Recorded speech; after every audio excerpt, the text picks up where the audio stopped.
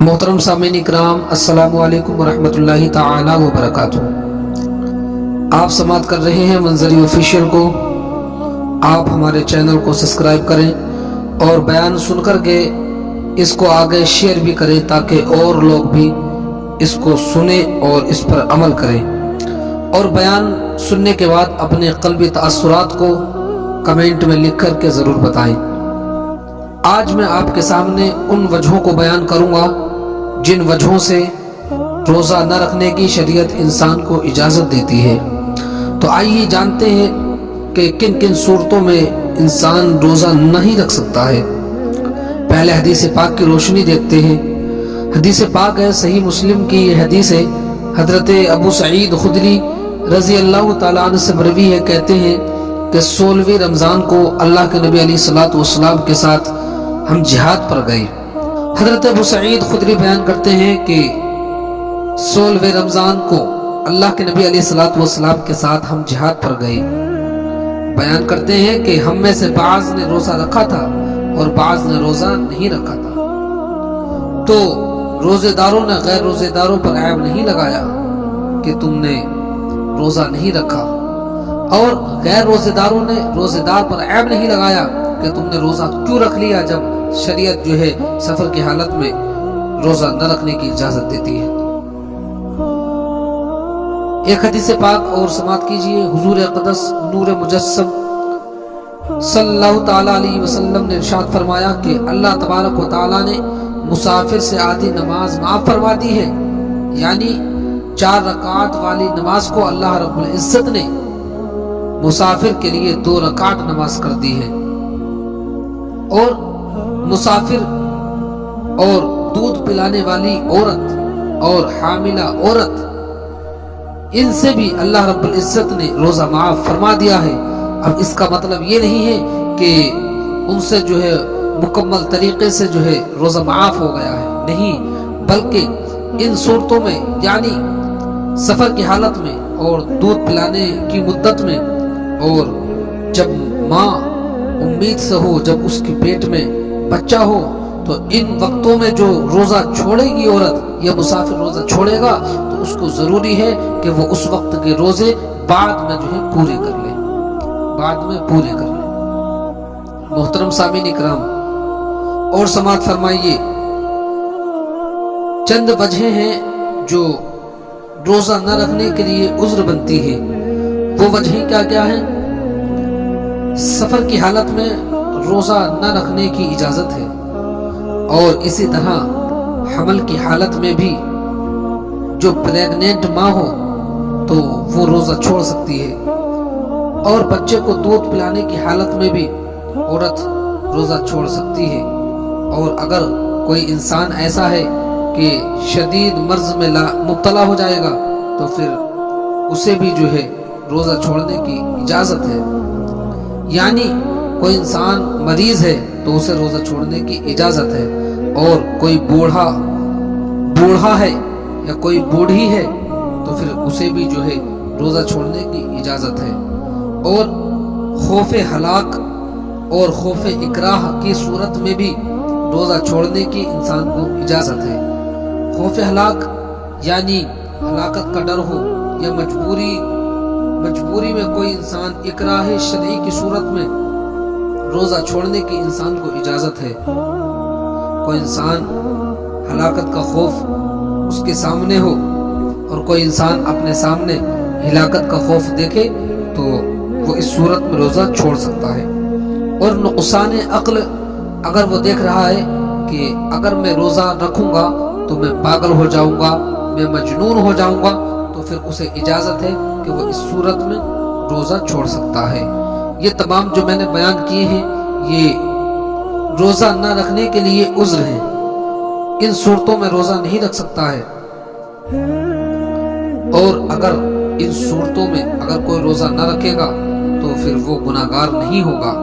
लेकिन याद रहे कि इन सूरतों में जो रोज़ा छोड़ने की इजाज़त है, तो इसका मतलब ये नहीं कि फिर उसको रखना नहीं पड़ेंगे, नहीं, बल्कि जब वो रोज़ा छोड़ देगा सफ़र की हालत में, या माँ छोड़ देगी दूध पिलाने की हालत में, या माँ छोड़ देगी हमल के वक्त, تو پھر ان روزوں کی قضا کرنی پڑے گی.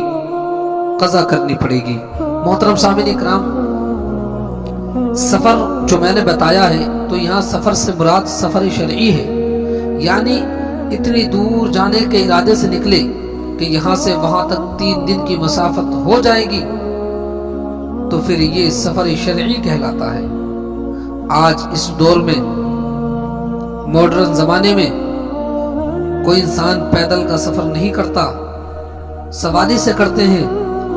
تو اس وقت میں تقریباً 3 دن کی مسافت جو ہے 92 کلومیٹر 92 کلومیٹر جو ہے بیٹھتی ہے. اگر کوئی انسان 92 کلومیٹر سے زیادہ جو ہے سفر کرے تو پھر وہ مسافر کہلاتا ہے.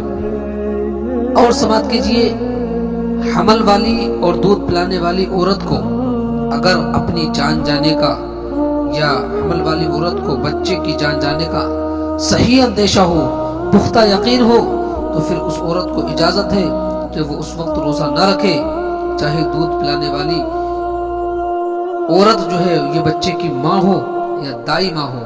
دائی ماں وہ پہلے دور میں جو امیر لوگ اپنے بچوں کو دودھ پلانے کے لیے پیسے کے بدلے میں دے دیا کرتے تھے تو وہ دائی ماں کہلاتی تھی.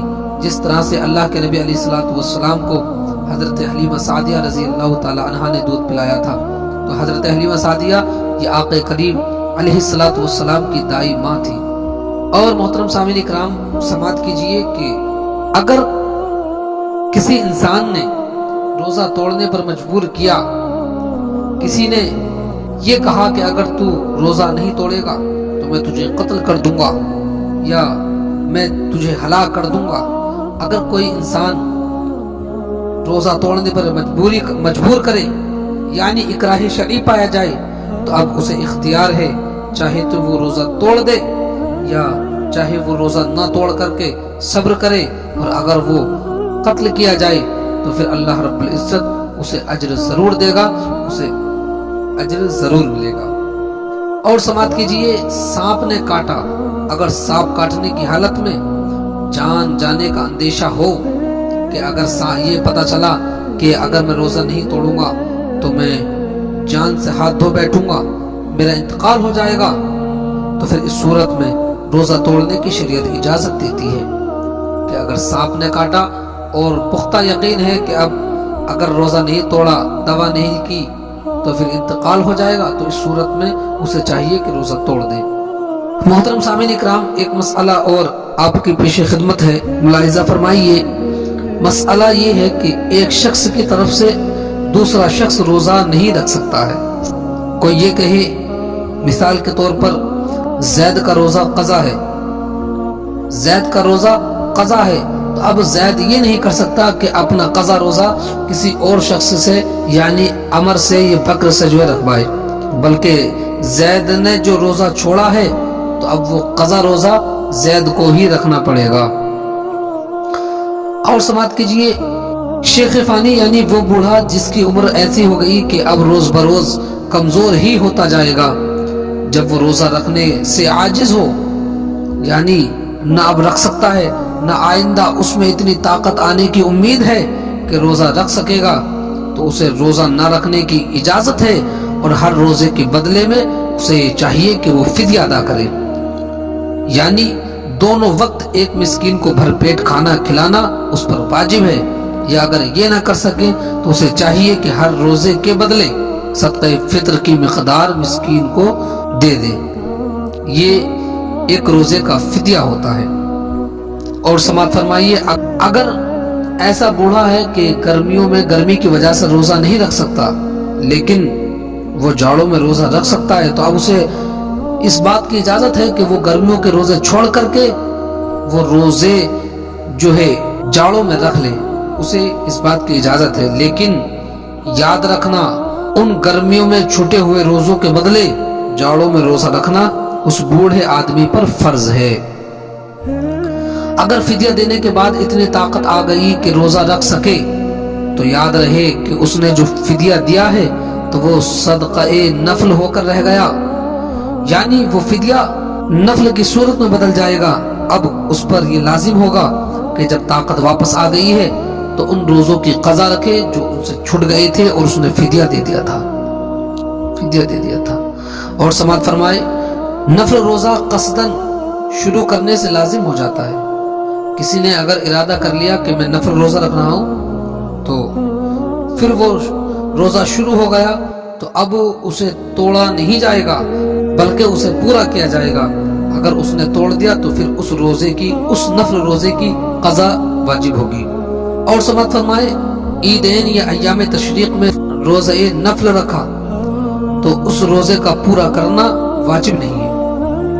یعنی جو ہماری عیدیں آتی ہیں ان میں اگر کسی نے روزہ نفل رکھا تو اب اس روزے کا پورا کرنا واجب نہیں ہے اور نہ اس کے توڑنے سے اس روزے کی قضا واجب ہوگی بلکہ اس روزے کا توڑ دینا ہی واجب ہے کیونکہ عید کے دن کا روزہ قابل قبول نہیں ہے اور نہ ہی شریعت ہماری عید کے دن روزہ رکھنے کی اجازت دیتی ہے. اور اگر یہ صورت پائی جائے کہ کسی انسان نے ان دنوں میں یعنی عیدین میں روزہ رکھنے کی منت مان لی کہ میں عید کے روزے رکھوں گا تو اب اس کو منت پوری کرنا اس پر واجب ہے لیکن وہ منت پوری اس طرح سے کرے گا اس نے جو 2 روزے کی منت مانی ہے عیدین کے دنوں میں روزہ رکھنے کی منت مانی ہے تو وہ اسے عیدین کے علاوہ میں اور دنوں میں پورا کرے. اور سماعت کیجئے آخری بات کہ لڑکی کو باپ اور ماں کو بیٹے اور بہن کو بھائی سے روزہ رکھنے کی اجازت لینے کی کوئی ضرورت نہیں ہے. یہ کوئی ضروری نہیں کہ اگر باپ اجازت دے گا تبھی روزہ رکھا جائے گا, ماں اگر اجازت دے گی تبھی روزہ رکھا جائے گا, نہیں, اس کی کوئی ضرورت نہیں ہے. اور ماں باپ اگر بیٹے کو روزہ نفل سے منع کریں اور وہ بھی اس وجہ سے منع کریں کہ ماں باپ کو اندیشہ ہے کہ اگر بچہ ہمارا روزہ رکھے گا تو بیمار ہو جائے گا, تو اب اولاد پر یہ واجب ہے, اولاد کے لیے یہ ضروری ہے کہ وہ روزہ نہ رکھے, وہ والدین کی جو ہے اطاعت و فرما برداری کرے. اللہ رب العزت جو ہے ماں باپ کی اطاعت کرنے کا ثواب جو ہے اولاد کو عطا فرمائے گا. یہ میں نے چند باتیں آپ کی خدمت میں رکھی, آپ لوگ اس کو سنیں اور اس پر عمل میں لائیں. اللہ رب العزت ہم تمام کو عمل خیر کی توفیق عطا فرمائے. استغفر اللہ ربی من کل ذنب واتوب الیہ وما علینا الا البلاغ. السلام علیکم ورحمۃ اللہ تعالی وبرکاتہ.